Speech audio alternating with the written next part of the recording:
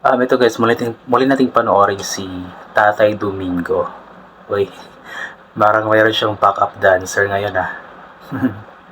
Siya po yung na-feature natin dati na si Tatay Domingo.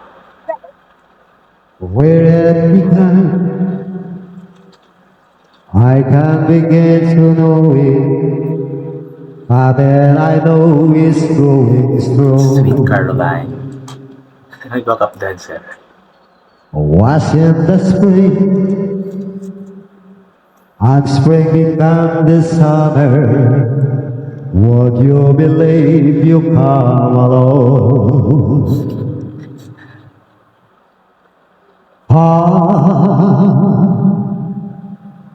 Touching hand, reaching out, touching me, touching your sweet Caroline. Good times never seem so Ang lalim talaga ng boses ni bold. Tatay. I've been inclined to believe that maybe you won't find.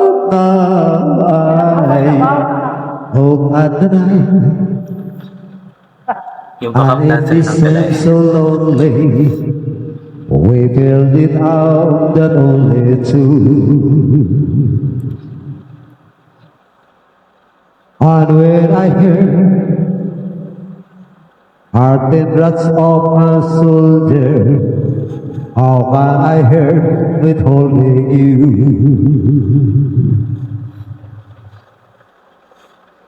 One, touching one, reaching out, touching me, touching your sweet Caroline. Good times never seem to go. I've been inclined Ang galing ni Tatay. Ang galing din ng backup dancer. to believe that it won't go. No, no. Love trip to si ate. Lakas ng trip ni ate. May pa-dance-dance pa.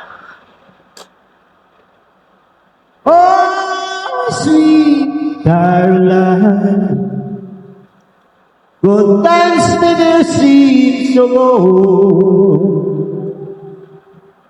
I've been inclined to believe that it will go. Sweet Caroline, good times never seem so low. Nagbaw si ate. Love trip. Slow. Ayan, tapos na po. Yun nga po ay si Tatay Domingo Kilag yata yung apelyido. Di ako sure. So, nakapost po yun sa page ni Loloy Ni. So, support nyo po yung page ni Loloy Ni para mapanood nyo po yung iba pang mga cover songs ni Tatay Domingo. So, marami siyang mga cover songs doon. And talagang napakagaling ni Tatay kumanta. Alam mo yung boses niya is parang hinugot pa sa kinailaliman ng kanyang puso. Grabe, talagang may emosyon at talagang napakagaling ni Tatay kumanta. At ang video na ito po talaga, ang pinaka nagdala talaga is yung kanyang backup dancer sa likod, si Nanay. Napakagaling ni Nanay sumayaw. Actually, nakakatuwa lang kasi naisipan nilang gawin iyon. Kumbaga, pampadagdag views din iyon. Kasi yung mga tao kasi is maiinganyo or magkaka-interest, makikurious kung ano nga bang ginagawa ni ate or ni nanay sa likod. Which is okay naman, maganda naman. Kaya magaling yung nakapag-isip ng pakulo na iyon, no? Sumayaw si nanay sa likod. Ayan. So, ayun guys, sinasabi ko nga dati na hindi lamang mga bata or mga middle age yung ginagawa natin ng reaction videos. Kapag may napapanood tayo kahit na mga senior citizen like Tatay Domingo is ginagawan pa rin natin ang reaction video. Kasi Pilipino pa din naman at saka talent pa din naman. So, pero hindi na tayo mag-hope na masali or makasali si tatay sa mga TV competitions kasi nga medyo may edad na siya, pero hindi naman imposible, especially sa Pilipinas Got Talent kasi hindi naman or wala namang ano doon walang tawag dyan, walang age limit yata I believe sa Pilipinas Got Talent, di ako sure, basta may talento ka lang panigurado akong tanggap ka. Pero yun, okay na dito ginagawa ni tatay, pa cover song na lamang sa social media, sa Facebook. Mag-entertain ng mga tao, malaking bagay na din iyon. And also inulit ko nga na support natin palagi and i-share aside from watching the cover songs of tatay sa mga videos, aside from watching sa videos, i-share po natin ang mga videos guys, nang sa ganun is mas makilala pa si tatay, mapanood pa ng ibang mga tao na hindi pa nakapanood sa kanya, hindi pa nakakilala sa kanya.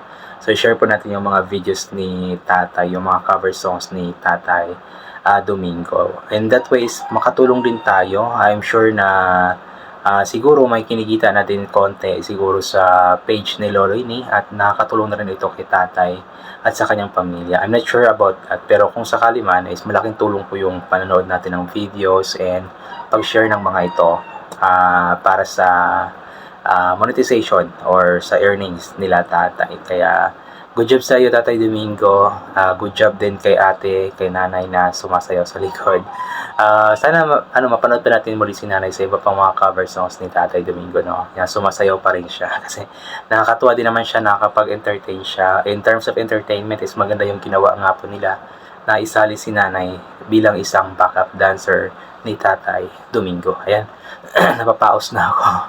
Ayan guys, I think hanggang dito na lamang po itong gagawin ko na reaction video. So thank you so much po sa lahat ng mga palagi bumabalik sa aking YouTube channel. Inulit ko nga ako palagi na ugalin po natin magdasal o pasalamat sa lahat ng mga bagay na ating natatanggap kahit na hindi man po natin ito hiningi. Kasi nga po lahat ng mga bagay na meron tayo ay kaloob sa atin ng ating Panginoon. Lahat ng mga bagay na ito ay hindi mapupunta sa atin or hindi tayo magkakaroon ng mga ganitong bagay kung hindi dahil sa Kanya. So kahit na hindi man natin ito hiniling sa Kanya, alam ng Panginoon kung ano ang nasa puso natin, alam ng Panginoon kung ano ang kagustuhan natin. Basta palagi lamang tayo magtiwala sa Kanya at magdasal ng mataimtim ay paniguradong ibibigay niya kung ano man ang nasa kalooban natin. And also always bring payong, kapote, sombrero or anything na pwede maging pantakip or protection sa katawan. Kapag lalabas po tayo, para kung sakali man na napakainit ng araw, ay hindi po tayo basta-basta nasisikatan ng napakainit na araw dahil nga po may protection tayo. And also, kapag umuulan bigla-bigla, at least may payong po tayo para hindi tayo nababasa ng ulan. And always take vitamin C para ma-boost po ang ating immune system at hindi po tayo natatamaan basta-basta na kung ano-ano mga sakit-sakit. Kasi nga sa panahon ngayon is paiba-iba na talaga yung napakainit pa ngayon tapos bigla-bigla na lamang umuulan. Kaya mag-iingat po tayo. God bless and bye for now po.